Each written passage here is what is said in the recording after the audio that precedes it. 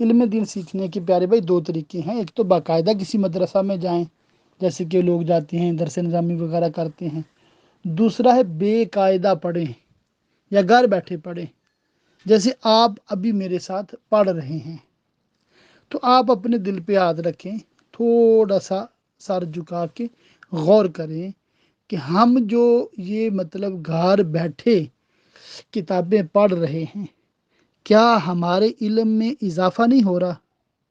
یقیناً ہو رہا ہے۔ ایسے اللہ کی رحمت سے ہم نے جب یہ نصاب مکمل کر لینا ہے تو پکے ٹھکے عالم بن جانا ہے، عربی جاننے والے عالم ہوں یا عربی نہ جاننے والے عالم ہوں۔ اصل کیا علم ہے کہ ہمارا اللہ کے بارے میں عقیدہ کیا ہے، نبیوں کے بارے میں عقیدہ کیا ہے، نماز کیسے پڑھنی ہے، روزہ کیسے رکھنا ہے، پردہ اور دیگر شرعی معاملات کیسے ہونے ہیں، تجارت اور نکاح و طلاق کے حوالے سے، وراثت کے حوالے سے۔ تو جب ہم نے یہ سیکھ لیا تو ہم بن گئے عالم، سمجھے بات کو؟ تو حضرت علامہ مولانا ابو بلال محمد الیاس عطار قادری رضوی دامت برکاتہم العالیہ انتہائی غریب تھے، سمجھے بات کو؟ اور بچپن ان کے والد صاحب حج کے موقع پہ فوت ہو گئے تھے مینا شریف میں لو لگنے کی وجہ سے نا، تو وہ سری لنکا میں جاب وغیرہ کرتے تھے، اس وقت حالات بہتر تھے، مگر بعد میں پھر بہت انہوں نے آزمائشوں میں زندگی گزاری، تو یہ نا مدرسہ جا نہیں سکے۔ چھوٹی عمر میں کلفیاں بیچنا، ریڑھی لگانا اور اس طرح کے مطلب کئی معاملات ہوتے تھے ان کے نا، اور یہاں تک کہ جیسے وہ سبزی والے کی دکان پہ ہوتا ہے نا کہ بھی گلی ہوئی سبزی، گلے ہوئے آلو علیحدہ کر دو، دوسرے علیحدہ کر دو، اس طرح کے کام بھی کیے ہیں۔ تو آپ سمجھے کہ اس قدر بندہ جب مجبور ہو تو کیسے مدرسہ جائے؟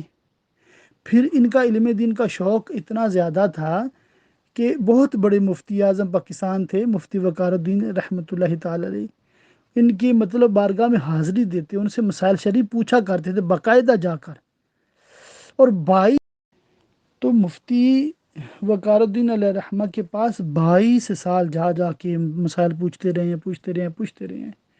پھر کتاب جو بہار شریعت ہے، اس طرح کی دیگر فتاوی رضویہ وغیرہ بہت ساری کتابیں انہوں نے خود سے مطلب پڑھی۔ فرماتے ہیں کہ میرے پاس کتاب خریدنے کے پیسے نہیں ہوتے تھے، سمجھے بات کو؟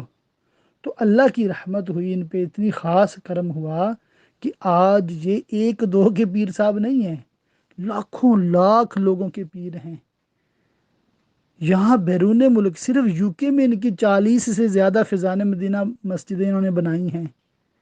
دنیا بھر میں کہہ لیں کہ روزانہ تقریباً ایک مسجد بن رہی ہے، حساب لگائیں کہ اس ولی کامل کی برکت سے کتنے لوگ فیض یاب ہو رہے ہیں۔ بلا مبالغہ ہزاروں علماء بنے ہیں، بن رہے ہیں، اور لاکھوں بچے مطلب مدرسۃ المدینہ سے فارغ ہوئے ہیں حفظ ناظرہ پڑھ کے۔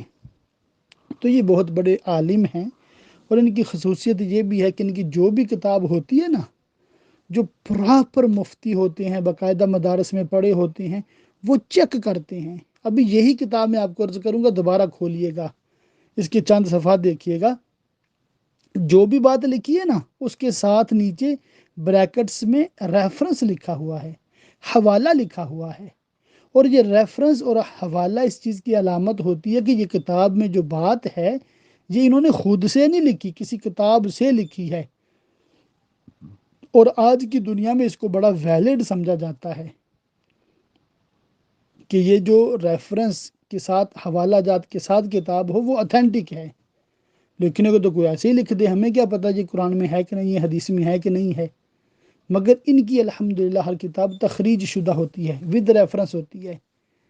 تو یہ میں عرض کرتا ہوں کہ مولانا الیاس قادری صاحب کے جو بھی بیانات ہوں، جو بھی ان کی تقریریں ہوں، تحریریں ہوں، ٹھیک ہے، وہ بالکل تصدیق شدہ ہوتی ہیں، اور یہ اتھینٹک عالم دین ہے، اور اس طریقے سے بھی بندہ عالم بن جاتا ہے۔ بلکہ علماء نے جہاں تک لکھا ہے افواہ رجال، یعنی کہ جس کو پڑھنا نہیں آتا وہ سن کے بھی عالم بن سکتا ہے۔